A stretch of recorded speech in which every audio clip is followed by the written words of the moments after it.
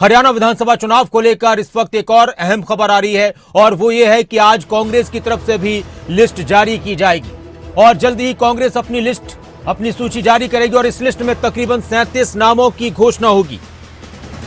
आज कांग्रेस भी अपनी लिस्ट जारी करने वाली है। अनिल मोर इस वक्त हमारे साथ जुड़ चुके हैं, हमारे पॉलिटिकल एडिटर। अनिल मोर, कब तक कांग्रेस की लिस्ट आ जाएगी? क्योंकि इंतजार बहुत लंबा कर दिया है कांग्रेस ने।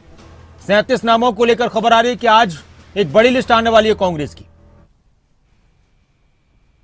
बिल्कुल, देखिए नासिर, ठीक कहा आपने कि कांग्रेस की तरफ से जो इंतजार था वो इंतजार काफी लंबा यहाँ पर कर दिया गया है, क्योंकि कांग्रेस के जो तमाम उम्मीदवार है इसी बात का इंतजार कर रहे हैं कि जो दावेदार है कब लिस्ट आए और कब वो चुनाव प्रचार में लगे, कब नॉमिनेशन करे। क्योंकि नासिर, अब जो नॉमिनेशन के जो दिन बचे हुए, कम ही दिन बचे हैं, अंतिम दिन चल रहे हैं आखिरी दिनों में, तो कहीं ना कहीं तो ऐसे में संभावना है जो कांग्रेस की लिस्ट है जल्दी ही आ सकती है। हमारे सूत्रों की तरफ से दावा किया गया है कि कांग्रेस की एक जो लिस्ट है वो आज देर शाम तक आ सकती है।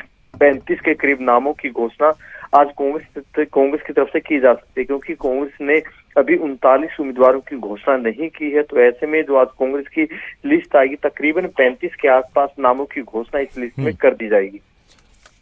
और फिर आखिरी की जो एक और लिस्ट का इंतजार किया जाएगा, शायद वो कल आएगी, इसका मतलब?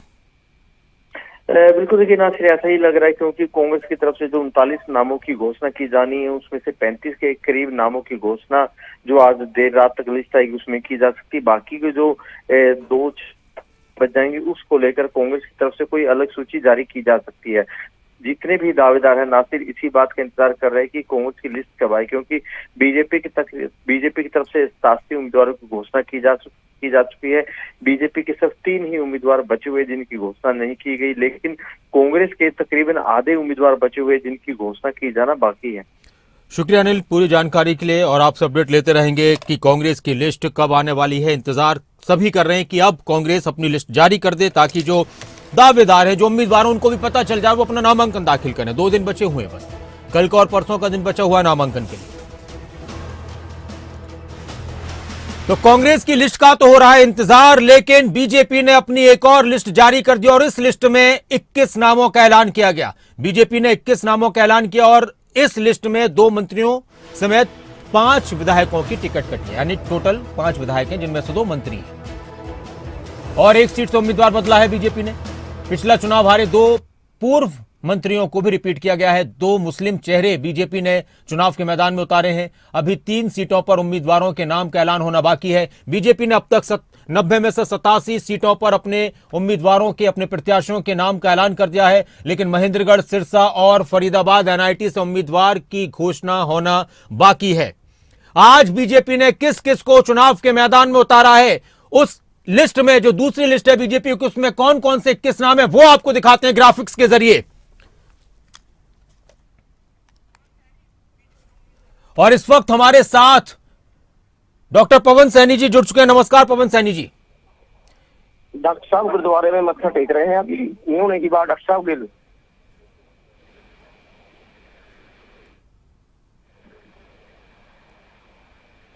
हेलो, नमस्कार पवन सैनी जी।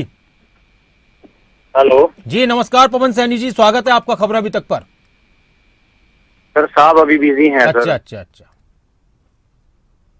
तो पवन सैनी जी अभी गुरुद्वारे में हैं, बता रहे हैं, और उनको नारायणगढ़ से टिकट दी गई है। वो लाडवा से पिछली बार विधानसभा जीत कर आए थे 2014 में। लिस्ट उम्मीदवार कौन कौन से हैं बीजेपी के?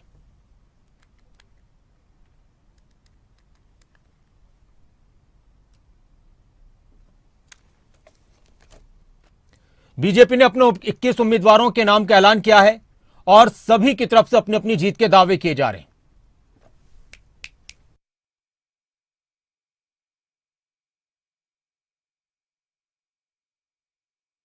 के वो नाम हैं जिनको टिकट नहीं मिला है। दूसरी लिस्ट में होडल सीट से जगदीश नायर का नाम नहीं आया, हथीन सीट से प्रवीण डागर का नहीं आया, पेहोवा सीट से संदीप सिंह का नाम नहीं आया है, और गन्नौर सीट से निर्मल रानी का नाम भी कट गया है।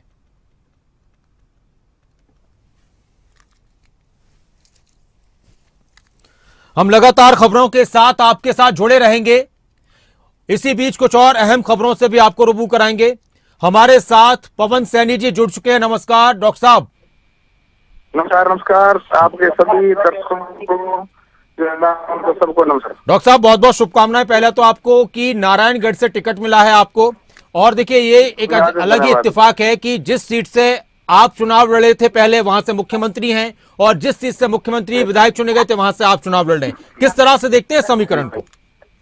ये तो मैं तो ये कह सकता हूँ, ये पार्टी जो है ना, ये देश, ये प्रदेश, ये दुनिया, तो जो रंगकर्मी तो कभी कोई रोल, कभी कोई रोल, पार्टी भी ये प्रयोग करती है। जैसे किसान अपने खेत में प्रयोग करता है, ऐसा पार्टी प्रयोग करती है। माननीय मुख्यमंत्री जी को मेरे विधानसभा क्षेत्र से लड़वा दिया, मुझे वहां से लड़वा दिया, इतनी बात है और कोई बड़ी बात नहीं। यहाँ भी संगठन, सभी जगह संगठन है और संगठन के बलबूते पर चुनाव लड़ा जाता है।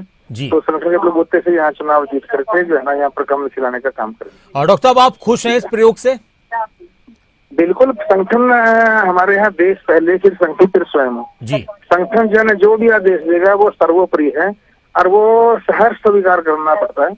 यहाँ उन्होंने जो मुझे आशीर्वाद दिया है, जो मुझे जिम्मेदारी लाई है, जो दायित्व मुझे दिया है, उस दायित्व को अच्छी तरह से निर्वाह करना, यहाँ की जनता जनार्दन से आशीर्वाद लेना है और संगठन के साथ मिलकर के यहाँ से जो है ना विजय प्राप्त करनी है। अच्छा, चुनौती क्या कुछ रहने वाली है पवन सैनी जी?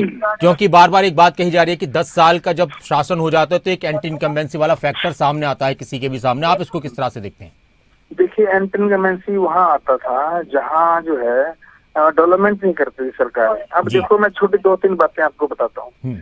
अपने देश के अंदर जो है ना, जैसे प्रदेश है हरियाणा प्रदेश, इतने वर्षों से सरकारें रही हैं, लेकिन उनका मैनिफेस्टो में एक लाइन थी, हम 24 घंटे बिजली देंगे।